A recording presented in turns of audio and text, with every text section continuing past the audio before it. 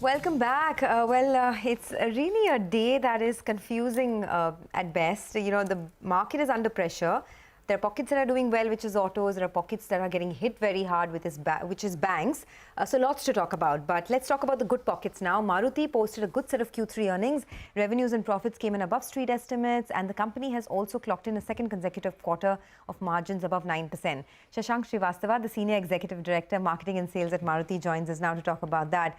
Mr. Srivastava, good morning and always great speaking to you on the channel. First, on the margins itself, 2 quarters of 9% plus growth. Do you think there is more scope to improve margins in Q4 and in FY24? Yeah, it all depends on the material cost movement, because one of the big reasons why Q3 profits are good was also because material costs that came down dramatically. So I think it all depends on that direction. Of course, we are looking at good volumes also from Q4, although we are slightly constrained because of the semiconductor issue. But we hope to sell a larger portion of the higher value products in this quarter as well. In fact, you lost about 46,000 units of production in Q3 because of supply issues. Has that eased out now completely? Yes, what production level are you operating at? Sorry, sir? Yes, we can hear you. I was asking you about the production loss that you saw in Q3 to the tune of 46,000 units. Has that eased out entirely? And what is the expectation in terms of production levels now? When can we expect normalization? And what would this mean for volumes in Q4? Actually, the problem still persists. And yes, we lost 46,500 in Q3. There seems to be expectation of some losses in Q4 as well. So it's not normal. And I think the problem is going to persist for some more time. It has improved, as you would have seen in the overall numbers, both in Maruti Suzuki as well as the industry. All right. So, you know, discounting was still high in the past quarter. How are discounting trends going ahead now? So it really depends on the model-wise availability.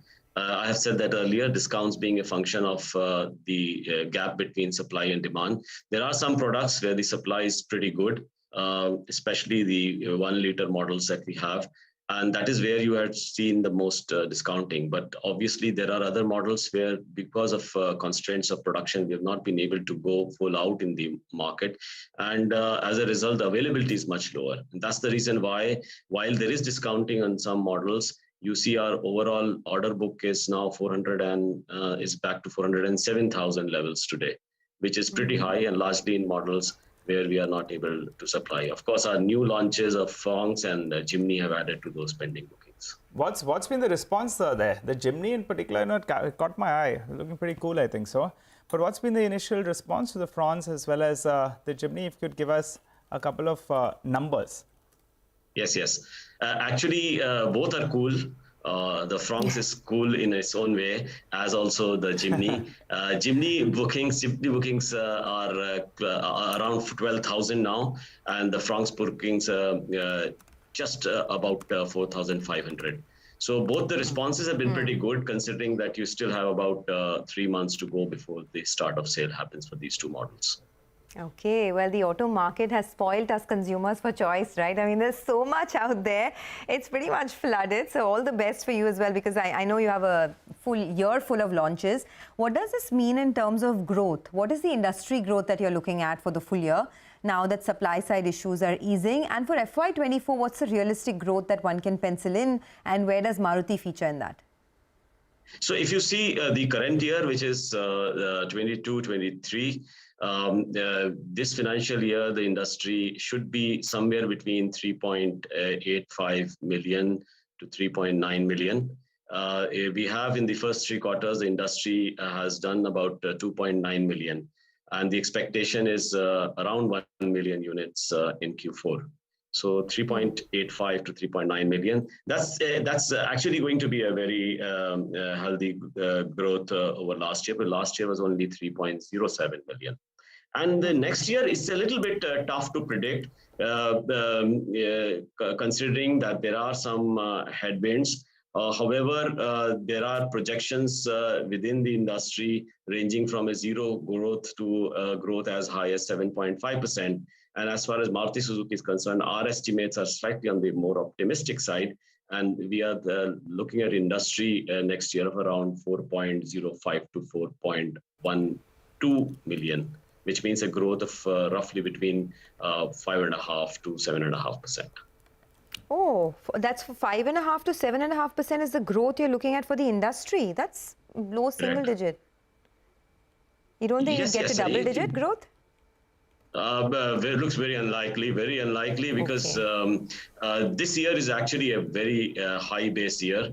It's the highest ever that you will get to. It is about 3.85 to 3.9 million, as I said. So that's going to be very difficult. Okay, got that. So you're saying 3.9 million, and now it's going to rise to about 4.05 to 4.2 million in FY24. 4.12 million in FY24, which is a growth of around 5.7 to 6%. Got that? Correct. Got that. Okay. Now, the big question really for Maruti is, will they be able to get back the market share, right? I mean, you did mention that 45% is the overall market share looking at by the end of FY24.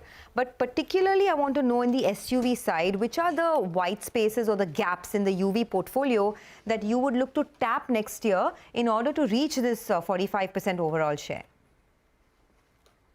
Yeah, Sonia, I think you always get to that central and core issue, and that's great because, the SUV market share is where we see an overall weakness in Maruti Suzuki.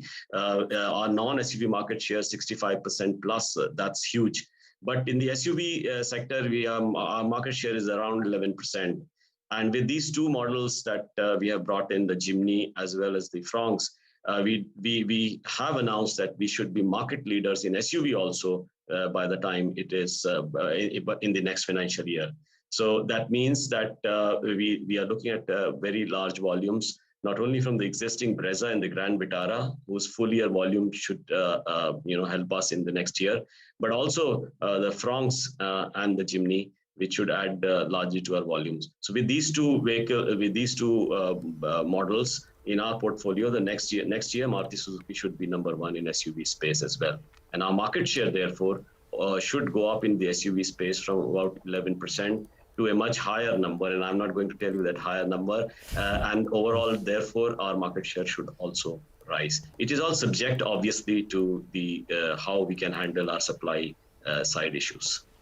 Okay, all right. Mr. Srivastava, the near-term trigger will be the RDE norms coming into effect, April 2023.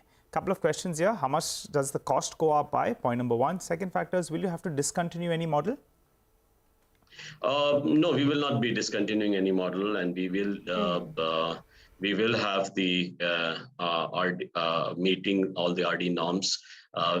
Also remember that the preparation for this thing has already happened. So in many models, the countermeasures to meet the RD norms have already been taken. And that's also been partly reflected in the price hikes that we have had in the month of January. We just last week, we had an increase in prices. So it's already built in a large extent. And to your question as to how much would be the increase in the prices purely because of the RD effect, that varies from model to model, of course, depending on the technology that's being used. But one thing I can say is that for the diesel vehicles, that's going to be a huge increase as far as the input cost for meeting RD norms is concerned. For the gasoline vehicles, it's a lot less. So fortunately for Maruti Suzuki, the impact on the RD the thing will be there, but not as high in the cost as for our competitors who have a significant portion of diesel vehicles. All right, got that. One final question then. Suzuki Motors has put out a big forecast of launching a slew of, green energy cars in 2025. By 2030, actually, they're looking at 6 EVs in India. Tell us a little bit about what the plans could be from Maruti's end, in the sense how do you plan to roll this out in India? What would the near-term targets look like? Yeah, so I think what has been said, and of course we are still looking at the document. Yesterday it was released, and yesterday, as you know, was a holiday for the Republic Day in India. But yes, we will have 6 EVs by 2030. And as we have been saying, that the adoption of EV will gradually increase. The the inflection point coming a little later.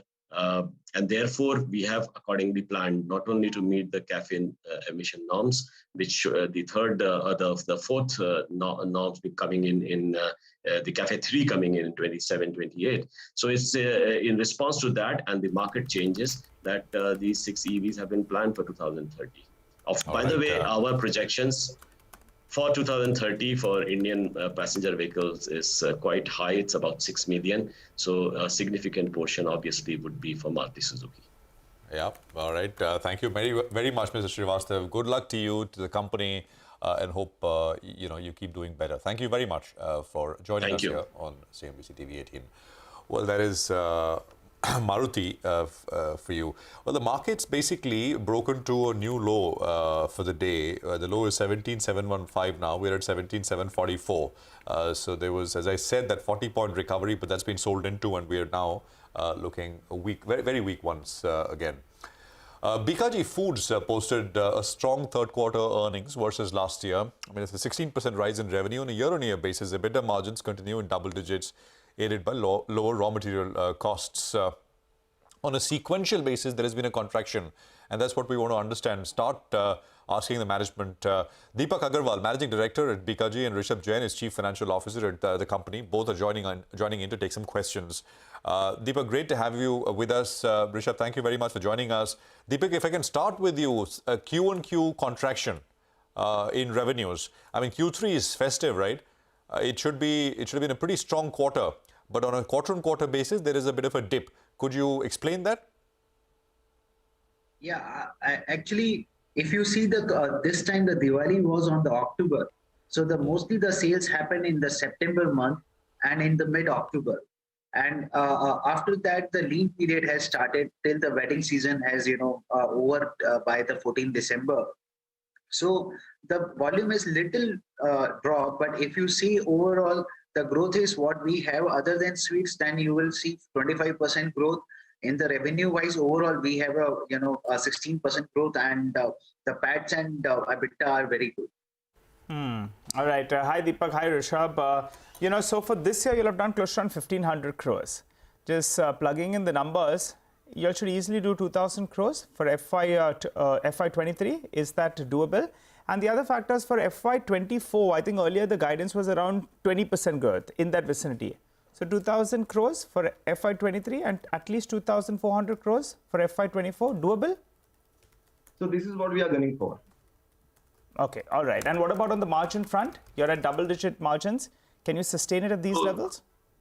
So see, largely all the raw material prices and packing material price are downward trend. Of course, so key commodities are at stable and they're not moving downward. But yeah, we are targeting double-digit growth, double-digit margins in next 4-5 quarters also. And we're trying to increase. Okay, targeting double-digit margins. Got that. I guess one of the reasons, Nigel is asking you about that is because there's quite a bit of competition, right?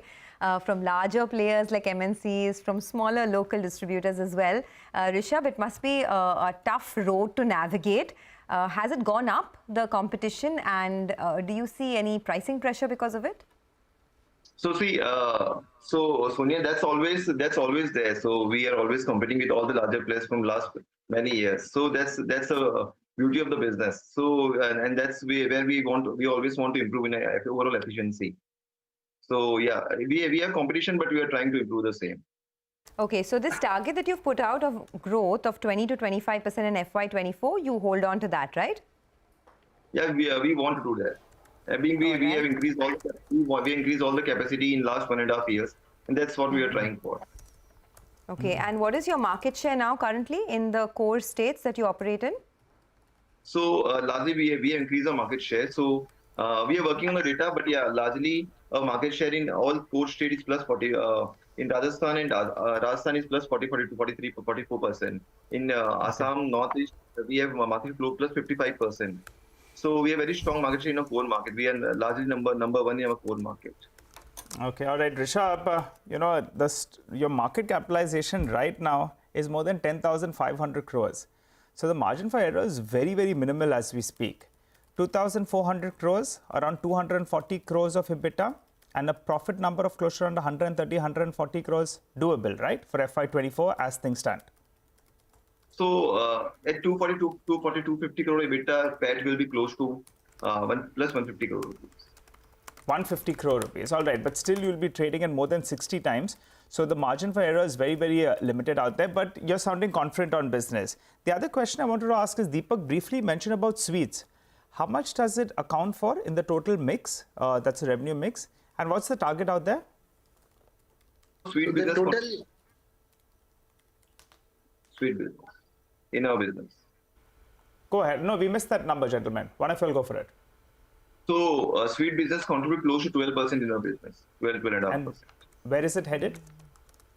So we are looking good numbers because it's a big category and we are trying to increase these numbers, and we are looking at the same growth in sweet segment also in the coming years. As a foodie, Deepak, just on the lighter side, which was the top selling item for you in the third quarter? Sir, always as usual, the bhujia is the important one, but the papad is always selling more in quarter third and in quarter four, because in winter season the papad, the papad and all varieties of papads are selling more. Right. Okay. Is there samosa on the offering, on the Bikaji offering? Yeah, we have a dry samosa as in packing, and we have a frozen samosas as well. Okay, Rishabh and Deepak, I think Prashant's hungry. I'll just leave the studio, guys. I think we blame it on Prashant's Deepak. a bit hungry this morning. I love a good breakfast yet. samosa. So. That was disappointing yesterday at PVR, actually. There was no samosa when I went for the movie. So, Really? yeah, even I was surprised. I mean, I had the other things because I love to eat, but yeah, there was no samosa there. I mean, that's, I think it makes for great conversation, right? Food always a great conversation. Deepak and Rishabh, thank you very much for joining us. It's a pleasure. Thank you very much. And continue to, of course, wish you all the best. Very confident to grow the 150 crores and PAT nearly there in FY24. That's the guidance coming through. Revenues of 2,000, but revenues of 2,000 crores this year in FY24. On top of that, 20 to 25% growth in FY24. We'll take a quick break here. Bikaji is down about, 5% or so. 160 points lower on the Nifty. We're at 17,731. We are coming back with Shrikant Chauhan, who will run us through what you should be doing given the state of the market at this point in time, individual trades, etc. And of course, we'll cast our eye on the commodity space as well with Manisha. Back in 2.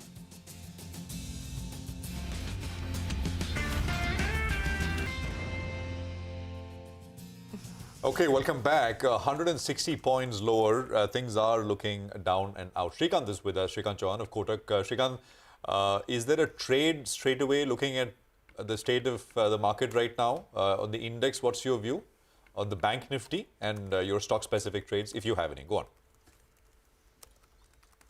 Yeah, Prashant, I think, the Nifty has broken the important level of 17,750. And if we go through with the option statistics, then call writers as well as put writers, both on both the sides, we are seeing increasing open interest. What I want to say is that support is shifting to the lower side and even the resistance also. So now 17,900 is going to act as major resistance, and on the downside, 17,500 is going to act as major support, because the market is having support of psychological level as well as the support of 200 days exponential moving average. So we are expecting now the market to fall to those levels, but the way the markets are oversold, I think we are going to see all this activity in a very short span of time. So in a very short span of time, we may see the levels of 17,500, and from there we may see some recovery. But otherwise, I think Bank Nifty has completed its corrective pattern of ABCD. It was very close to 41,000 and 40,600, 650 levels. So from there, we are expecting some stability. But there are few stocks which are really showing some weakness, like Punjab National Bank, which is around 52.50. There we are expecting stocks to fall to the levels of maybe 49, 48. We can keep stop loss at 53.25 for creating short positions on Punjab National Bank. And as you mentioned, I think all these auto companies that showing a lot of strength, but in that Mahindra & Mahindra looks really strong. It is very close to its breakout level. From here, the stock can again move back to the levels of 1400. So Mahindra & Mahindra is a stock to buy for. But otherwise, I think we need to be a little bit careful in this market. Okay, thanks a lot for that. So those are some stock ideas, but let's shift focus to the commodity markets now. Manisha, what's the one commodity you're tracking today? Well, I'm looking at the natural gas prices. In the last 24 hours, have seen a sharp decline come in for this one, so much so that we are trading below $3 per MMBTU right now. And the Indian markets as well have seen a very sharp correction in this week itself, even as we weren't trading for one day there, and the international markets were. So we are trading at a 21-month lows right now. And for the year 2023, we already have seen a decline of nearly 30%. In last 6 weeks, we've seen 57% of a decline. And from the high of 2022, we're down by nearly 70% at this point in time. I do want to take you through those price moves as well. So it was in August 2022 that we saw $10 per MMBTU. In December, it was at $7, but currently we are trading at $3 per MMBTU. So it has been a very sharp decline from the kind of highs that we've seen, and especially in last 1 month itself, where we have seen nearly 60% come off in case of the gas prices there. But the markets do believe that we may be near bottom. We did have a warm start to 2023 winters, but right now the US inventories have seen a constant decline. 91 billion cubic feet is what we are looking at in sense of withdrawal. While if you compare it to the last year, the inventories are still on the higher side. The inventories are still higher than the 5-year average, but the markets do believe that as we move ahead from here, the web winters will expect more drawdowns coming into for the space. That's exactly what the weather forecasts are coming in. Freezing conditions at the start of Feb and until the first half of Feb. And that will mean a lot of inventories withdrawal coming in. The Chinese demand pickup has been yet another factor which continues to support the markets. At least the crude oil prices have been holding around that $85 to $88 mark because of that. The US refinery run fall, unplanned outages that we are dealing with is also something that the street will keep an eye on. And then the markets have seen strong US data come in last evening. The fourth quarter GDP numbers at 2.9%. The new home sales, which have seen a run-up coming into the markets, and the retail sales data, all of that came in on the positive side. The US durable goods at 5.6% was much higher than what the street was anticipating.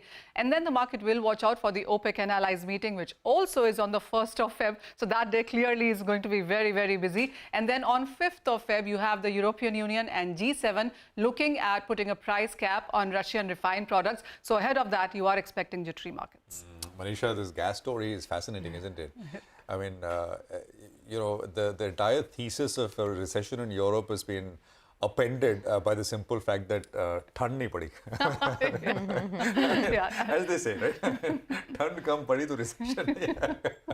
What a time to be alive, and reporting on markets is absolutely bonkers. Well, we'll take another quick commercial break here. On the other side, in our special edition, What the World Wants, from Budget 2023, Latha will be in conversation with Russell Napier, co-founder at ERIC. That's an interesting conversation coming right up. Stay with us.